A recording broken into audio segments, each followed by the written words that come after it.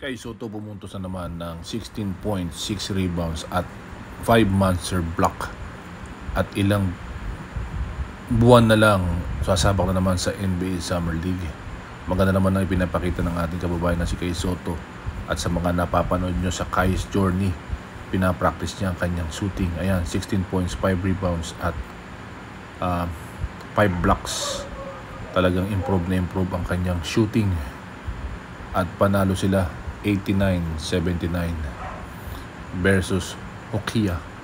Dito nga 18 points and 5 blocks, nag-add pa ng 2 puntos, pero ang tunay na score niya ay 16 points, 6 rebounds at 5 monster block. Ayun, magandang topic mala Nikola Jokic. Talagang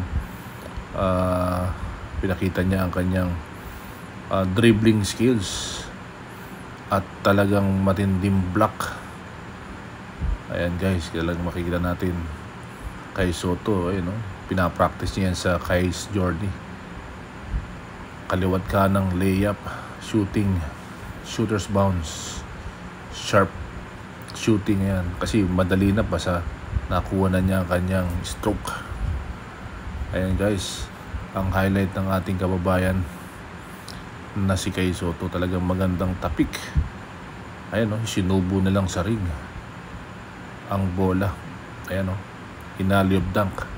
Dribbling skills, talagang improve na ang ating kababayan na si Kay Soto. Ayan, konting bangga, layup, boom, abangan.